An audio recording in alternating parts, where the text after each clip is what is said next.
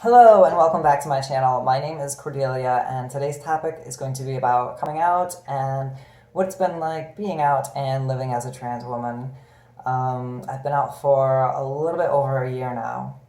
The first person that I ever told was my now ex-wife.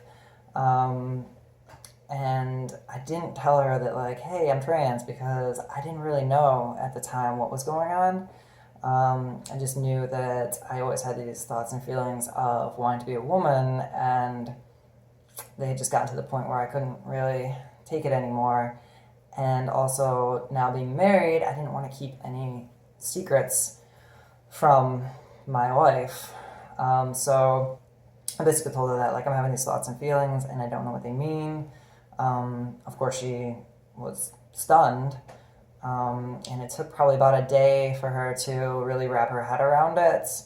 And then she had questions like, are you a crossdresser? And I was like, I don't know. Like, I really don't know anything.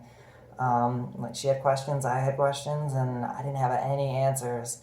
So she suggested that I go to counseling. So that's what I did. I went to counseling. And the first thing they had me do was stop my negative thinking.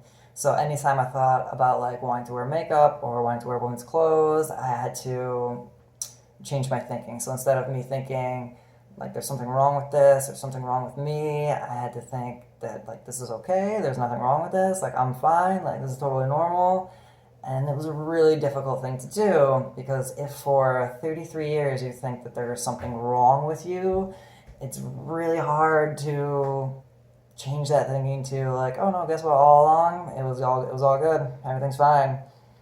So that took a lot of time for me to do that. So I went to counseling. She went to counseling. We went to couples counseling, but eventually she knew like our relationship was just not going to work anymore. She said the first time that I ever completely dressed in front of her with like makeup, hair, and women's clothes, she said she had never seen me happier. And even if I didn't know it at the time, this is Fabian. Even if I didn't know at the time, she said that she knew eventually I was going to transition.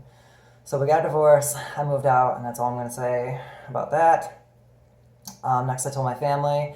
I started with my eldest sibling and worked my way down like the sibling chain. So I started with my older sister Jill. She lived out of state at the time, so I did it over the phone. Whenever possible, I tried to do a face-to-face conversation. I know some trans women have written letters to family, and really there's no wrong way to do it. Whichever way you choose to share this information is perfectly fine. It's your story to tell. So she was supportive, didn't really understand yet what it all meant, which is fine because neither did I. And then I told my brother Luke, and same thing, supportive, like very similar response. And then I told my sister Sarah, and like she had this really like bright response of like, oh my god, this is amazing. I wish this happened sooner. Like we could have done makeup together, we could have gone shopping together, and that was really like uplifting for me at the time. It also made me realize I needed to change the way I told people because at first she thought like there was something seriously wrong with me.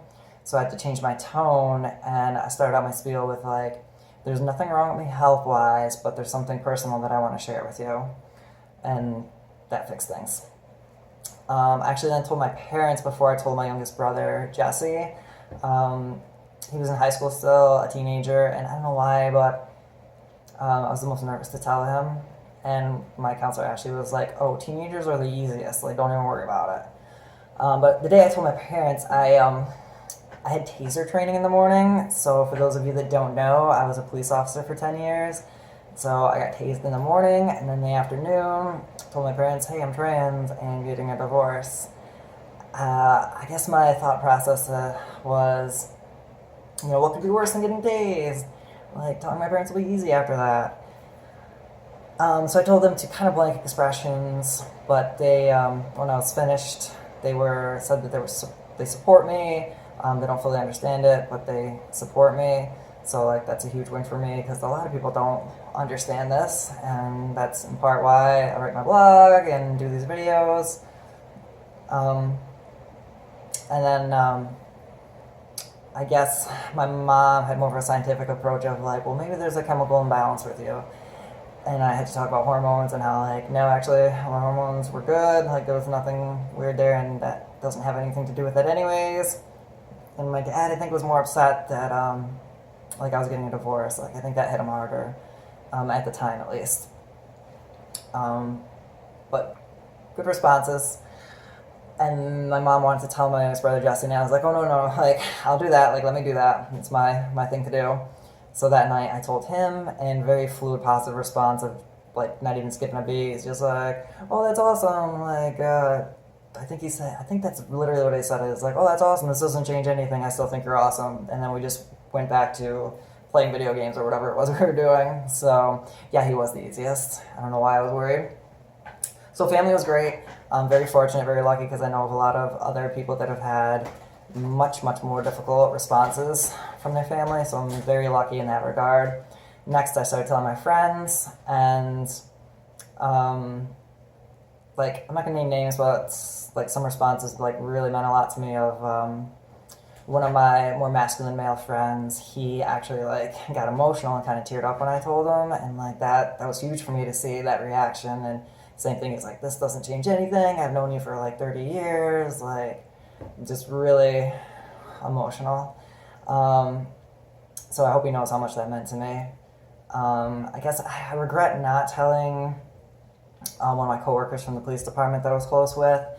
And when he kind of asked me about it, I didn't really have a good response. It was just like, well, you know, you're really masculine. So like, I was scared to tell you, which is not a good enough answer. But when I did tell him, I basically was like, hey, any questions you have, like, feel free to ask. I don't mind answering. And he asked so many questions, and he's been one of my biggest supporters. So I hope he knows that I really appreciate him and everything he does for me. Let's see. It was always harder to tell male friends, anyways, rather than female friends. And I think that just makes sense with this kind of topic. Is it's going to be more difficult to tell males. So yeah, all my friends were awesome, and you kind of know how your friends are going to react. Like, you know who they are. Same thing with family. Like, you know your family. And so, like, all the people in my life are just amazing. So, thank you. So fast forward to about a year later, and when I decided to come out at work and really come out, like, all together. So at work, I wasn't on the police department anymore. I work at a, like, big retail store. So I went to the manager that I trusted the most, had a one-on-one conversation with him about like, hey, I'm trans, this is what it means, I'm gonna go by this name and these pronouns, like what do I have to do here? And he was awesome. He's basically like, you want me to make a new name badge? I'll make a new name badge right now. And so I was like, oh, that's awesome. And I'm like, what about like people calling me by the right name and right pronouns? And he was basically like, anybody gives you a problem, let me know. He's like, they have to call you by what you want to be called. And so huge support at work from my boss, which like that's amazing. I told him I wanted to tell my like immediate people that I work with on my own, and then if he could tell like all the management staff, and then everyone else can just find out however. So I did that, and one day I just came in with my new name badge and makeup and women's clothes, and honestly everybody was cool. Maybe some people were talking about my back, but nobody said anything to my face, and like yeah, everyone was like really excited for me. So like coming out at work was great too. So I've been really lucky with everyone that I told. I don't think there was anybody after that because, as I said in my last video, I think I just, for the rest of the world, I just changed my Facebook picture and name and let social media like do its thing. And same thing with Facebook, like I got so many responses and messages from Facebook friends of support. So that was coming out. I guess I'll talk a little bit about like what it's been like being out, some of the things. One is, this is always the big one for people, is like, oh my god, now like what do you do? Like what bathroom do you use? And use a women's room. It's not a big deal. Whenever possible, I like to use private bathrooms just because it's more comfortable for me. But like if I'm at a movie theater or like a bar or something like that, I use the women's room. I've never had a problem with anybody about it. I still get nervous about doing it sometimes, but I've never had an issue. Um, and I've never had an issue with anybody out in public or going out or anything. Like, I never feel unsafe. I know I have some trans friends that like say they feel unsafe going out sometimes. I think in part is my background, like being a cop for 10 years and like I did martial arts for 10 years.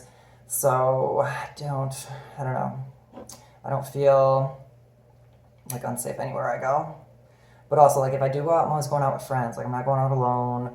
The area I live in is like very low crime and just overall safe area. So I don't really feel unsafe.